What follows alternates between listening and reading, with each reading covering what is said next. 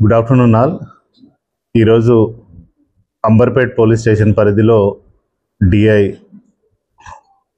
అంబర్పేట్ హఫీజుద్దీన్ ఆధ్వర్యంలో వాళ్ళ crime team, తర్వాత SHO Amberpet Kiran under the leadership of ACP Kachiguda Harish Kumar and our additional DCP Narsaiah ఆధ్వర్యంలో ఈరోజు పెట్టి బిజినెస్ని టార్గెట్ చేసేటువంటి ఒక ముగ్గురు దొంగల ముఠాని పట్టుకోవడం జరిగింది.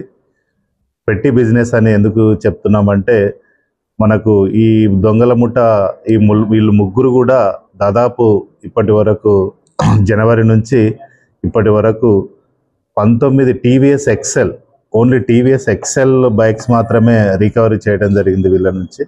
సో ఈ టీవీఎస్ ఎక్సెల్ బండ్లు ఏవైతే ఉన్నాయో ఇవన్నీ కూడా ఉపయోగించేటువంటి ఓనర్స్ ఎవరైతే ఉన్నారో వాళ్ళు చిన్న చిన్న వారాంతాల్లో జరిగేటువంటి సంతకి వస్తువులను తీసుకుపోవడానికి లేదా వాటిపైన కొన్ని వస్తువులు పెట్టుకొని తిరిగి అమ్మడానికి ఉపయోగించేటువంటి ఈ వెహికల్స్ని వీళ్ళు టార్గెట్ చేసి, ఇదైతే చిన్న వెహికల్ అయితే బాగుంటుంది, దీన్ని మనం దొంగతనం చేసినా కానీ వీళ్ళు ఎవరికి చెప్పుకోలేరు అనే ఉద్దేశంతో, తర్వాత దాని డిస్పోజల్ కూడా వెరీ ఈజీ, తీసుకుపోవడం కూడా చాలా సులభం అని తెలిసి ఇటువంటి బైక్లను దొంగతనం చేసి అమ్మడం జరిగింది.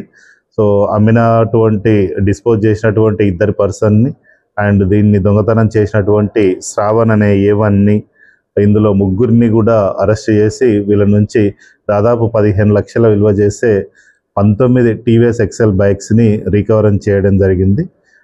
రికవర్ చేసి ఈరోజు వీళ్ళని అరెస్ట్ చేసి రిమాండ్ చేస్తున్నాం. ఇంతకుముందు ఏటు రాజు ఎవరైతే ఉన్నారో, కలియా రాజు అండ్ ముఖేందర్, వీళ్ళు ఒకరు belongs to BB Nagar and another one belongs to Shamirpet. ఇంతకుముందు 2022లో కూడా వీళ్ళు కుషాయిగూడ అండ్ నేరేడ్మెట్ పిఎస్ పరిధిలో అరెస్ట్ అయి ఉన్నారు. ఈ శ్రావణ్ కూడా ఉప్పల్ పరిధిలోనే ఎక్కువగా బైక్స్ దొంగతనం చేయడం జరిగింది. ఇందులో చూస్తే మనకు ఓన్లీ మన అంబర్పేట్ పిఎస్కి లాస్ట్ మంత్ 7th అక్టోబర్కి ఒక కాంప్లైంట్ వచ్చింది. ఒక వర్తకుడు వచ్చేసి నా టీవీఎస్ ఎక్సెల్ ఎవరు దొంగతనం చేసినప్పుడు అని మనకు కాంప్లైంట్ ఇవ్వడం జరిగింది. అతని పేరు రాజశేఖర్. ఈ రాజశేఖర్ ఇచ్చినటువంటి కాంప్లైంట్ ప్రకారం మనం కేసు రిజిస్టర్ చేసి ఇన్వెస్టిగేషన్ చేస్తే మనకు దాదాపు ఈ దొంగతనం చేసినటువంటి ఈ శ్రావణ్ 19 బైక్స్ దొంగతనం చేసి డిస్పోజ్ చేసిందని తెలిసింది. సో దీనికి సంబంధించి 19 బైక్స్ని కూడా మనం రికవర్ చేసినాము. ఇందులో మనకు సంబంధించింది హైదరాబాద్కి సంబంధించింది అంబర్పేటలో ఒక కేసు రిజిస్టర్ అయి ఉన్నది, కాచిగూడలో ఒకటి, చత్రినాకలో ఒకటి.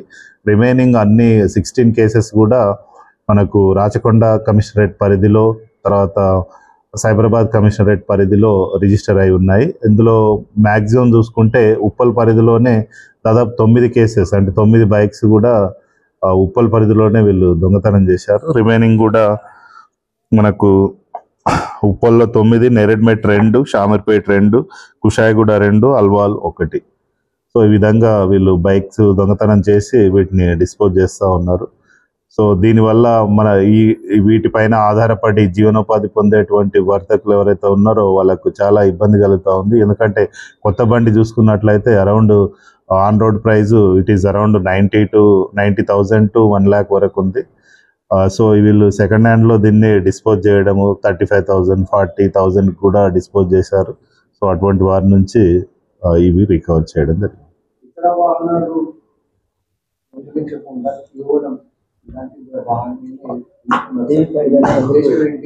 జనరల్గా రిమైనింగ్ ఆల్ వెహికల్స్ ఏవైతే ఉన్నాయో అవన్నీ కూడా గేర్ బండ్లు కానీ, తర్వాత కొంచెం కాస్ట్ ఎక్కువ ఉండడము.